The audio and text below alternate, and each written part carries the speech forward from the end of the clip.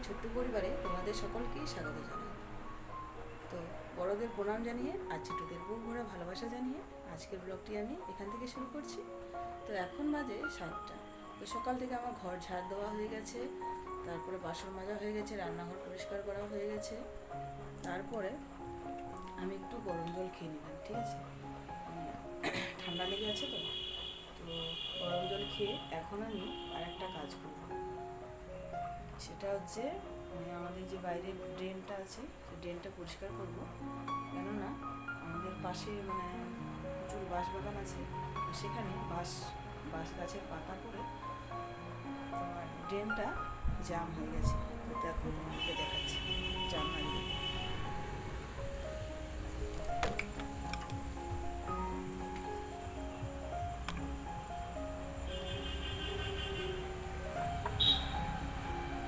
দেখো ওই যে ড্রেনটা কীরকম বাঁশ পাতা হয়ে আছে। আর এই পাশটা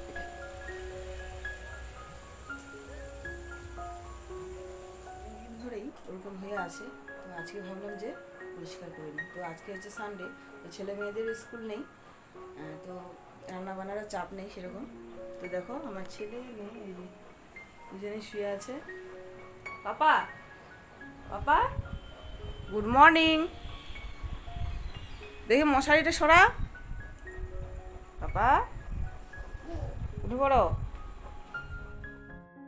তো দেখো এদিকে আমার মেয়ে উঠে গেছে ঘুম থেকে, আর আমার সোনা পাপা এখন শুয়ে আছে, তো একটু পরে উঠবে। তো আজকে সানডে বলে একটু দেরি করে উঠছে।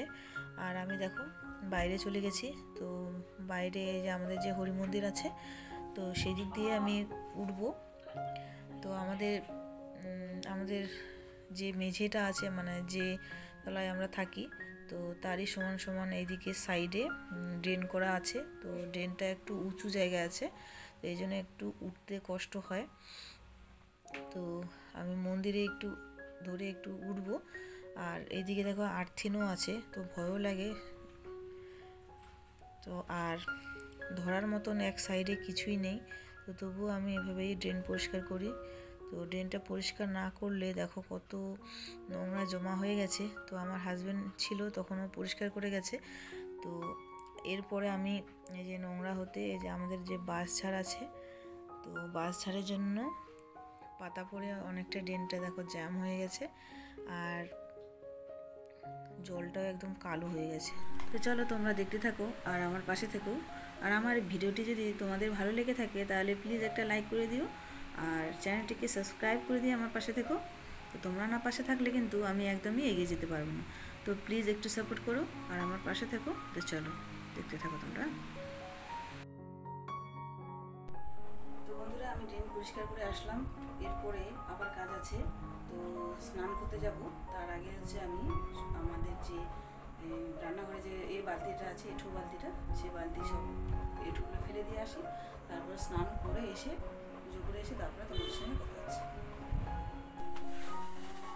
হোলি হ্যাঁ, এই যে আমার পিচকারি রং করে দেব। রং দিয়ে দেবো, রং করে দেবে? হ্যাঁ। তো এরপর দেখো স্নান করে কিন্তু আমি রান্নাঘরে চলে এসেছি, তো চা করবো বলে। তো দেখো এদিকে লাল চা হয়ে গেছে, র চা, আর এদিকে একটু দুধ চা বসিয়েছি, আর এদিকে দুধ গরম করতে দিয়েছি। তো ওদেরকে খেতে দিয়ে তারপরে আমি পুজোর কাজ করতে যাব। মন্দিরে জল দিয়ে তারপরে উপরে পুজো করে এবার নিচে নেমে আসলাম। এরপরে আমি একটু চা খাবো, তো চা করে নিচ্ছি। আগের একটু চা করা আছে, চাটাকে একটু দুধ দিয়ে গরম করে নিচ্ছি।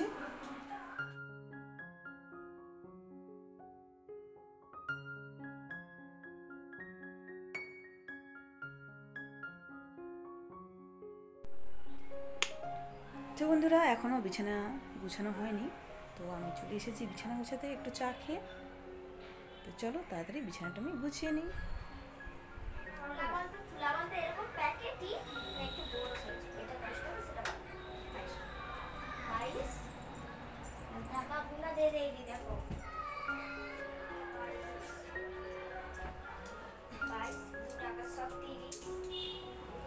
কম্বলটা দে।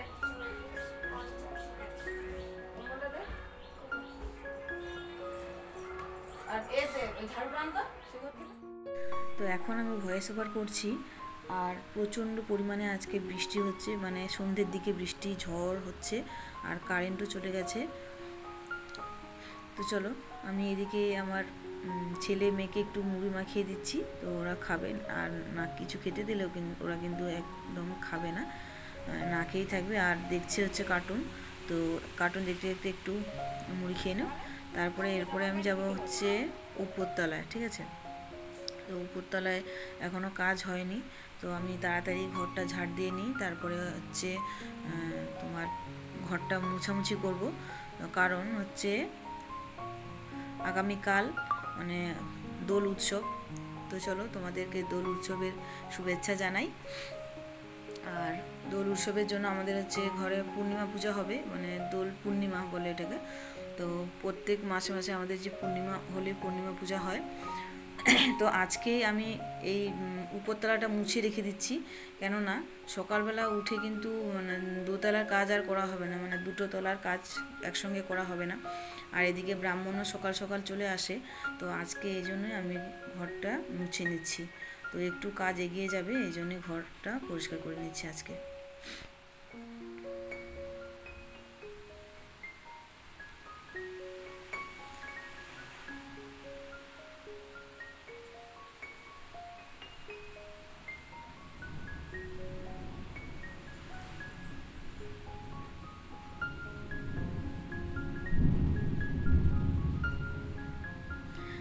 আর আমি প্রথমে শ্বশুরমশাই যে রুমটা আছে সেটা একটু ঝাড় দিয়ে নিলাম সম্পূর্ণ, তারপরে আবার মুছে নিলাম।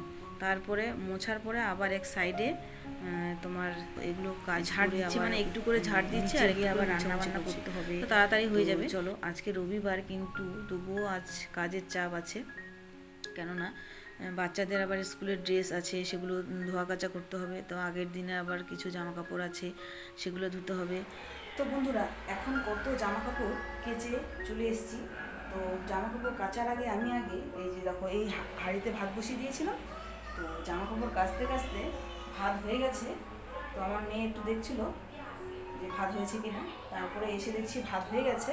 তারপরে ভাতকে যে ফ্যান গড়ালাম, ফ্যান গড়ানোর পরে এইদিকে দেখো কাঁচকলা একটু সিদ্ধ করতে দিয়েছি, ঠিক আছে। এরপরে যাব হচ্ছে ছাদে।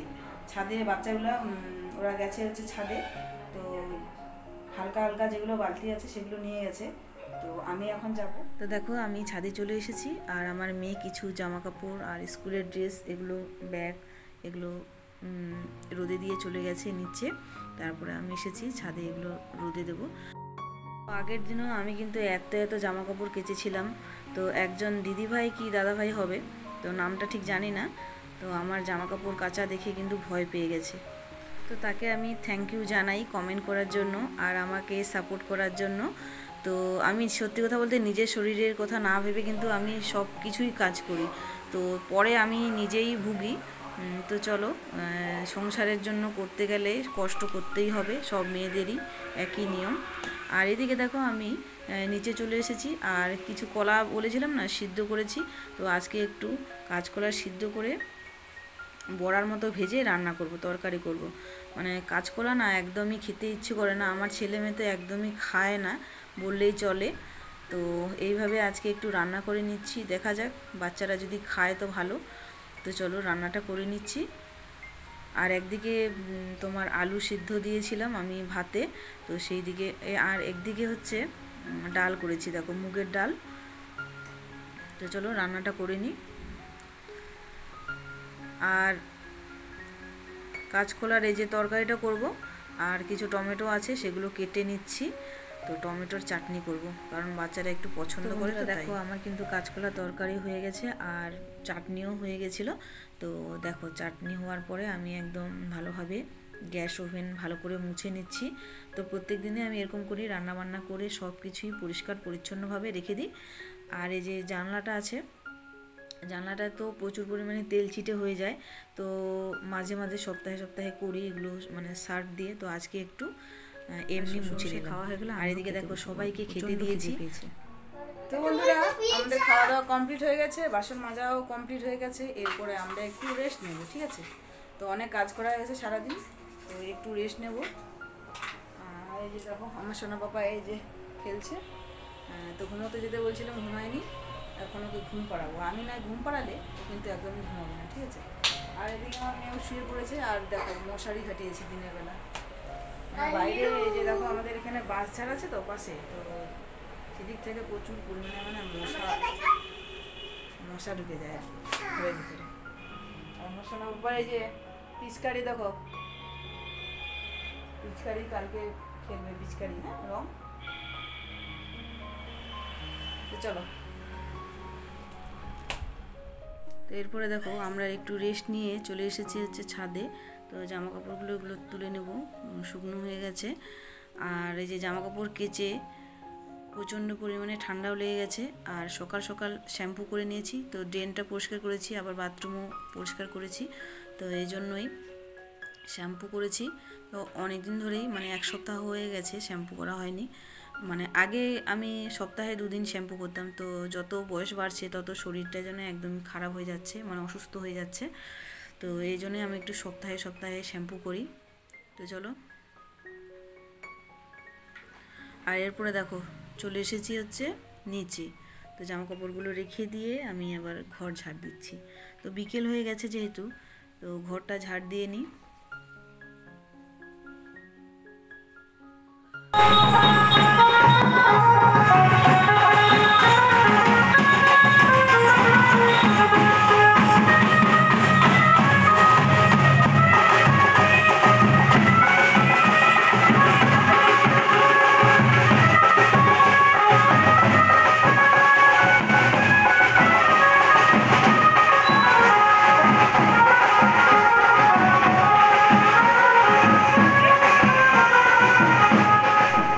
বাজনা যাচ্ছে, তো ভাবলাম যে একটু ভিডিও করে নিই বিকেলবেলা। তো দেখো আমাদের যে গ্রাম, এই গ্রামে কিন্তু আমাদের দোল উৎসবের সময় আমাদের রাধা কৃষ্ণ ঠাকুরের পুজো হয়, নারায়ণ পুজো হয়। তো প্রত্যেক বছরই হয়। আর এই পুজোর সময় কিন্তু অনেক রকম নিয়ম আমাদের পালন করতে হয়। যেমন হচ্ছে তোমার ধান সিদ্ধ, যাদের ধান আছে সিদ্ধ করা হবে না, তারপরে চুল কাটা হবে না, চুল দাড়ি, এসব অনেক কিছু নিয়ম আছে। তো দেখো সন্ধে দেওয়ার পরে আমি চলে এসেছি হচ্ছে এই যে আগের দিনে যে কিছু জামা কাপড় কেচেছিলাম, সোয়েটার, তো সেগুলোকে আজকে গুছিয়ে নিচ্ছি, কারণ বেকার বাইরে পড়ে থাকবে, তো সেই জন্য একটু গুছিয়ে নিচ্ছি।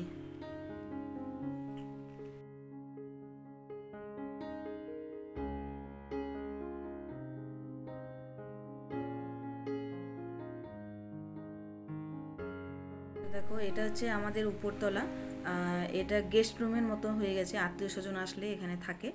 তো এখানে কিছুই নেই, শুধু একটা দেওয়াল আলমারি আছে, তো আর চেয়ার আছে কিছু।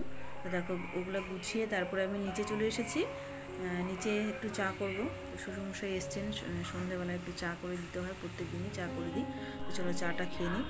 আর এদিকে আমার মেয়ে ছেলে দুজনে এই যে একটু দুধের একটু ছানা কাটানো হয়েছে, তো ছানা খাচ্ছে। আর এই যে দেখো চাও আমার হয়ে গেছে, তো চাটা আমার মেয়ে খেয়ে দিয়ে আমরা যাব হচ্ছে ওই দিকে, মানে আমাদের পুরনো বাড়ি। তো সেখানে আজকে চাচুরি হবে, মানে নেড়া পোড়ানো। তো চলো দেখতে থাকো তোমরা। আজ আমাদের নেড়া পোড়া, কাল আমাদের দোল, পূর্ণিমাতে চাঁদ উঠেছে বলো হরি বল।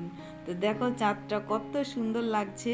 আর এখানে আমরা রাস্তা দিয়ে যাচ্ছি, তো চলে এসেছি হচ্ছে নেড়াপোড়ার কাছে। তো চলো তোমরা দেখতে থাকো।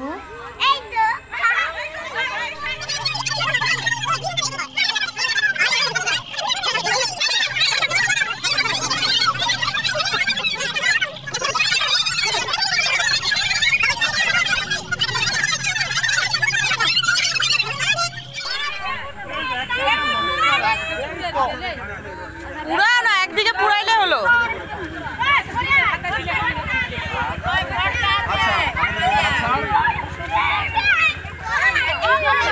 ওই তো চলছে,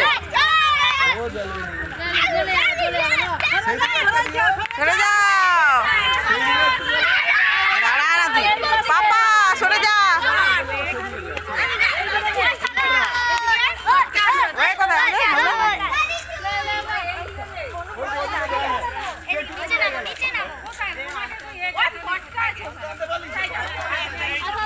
ওই সরে যা।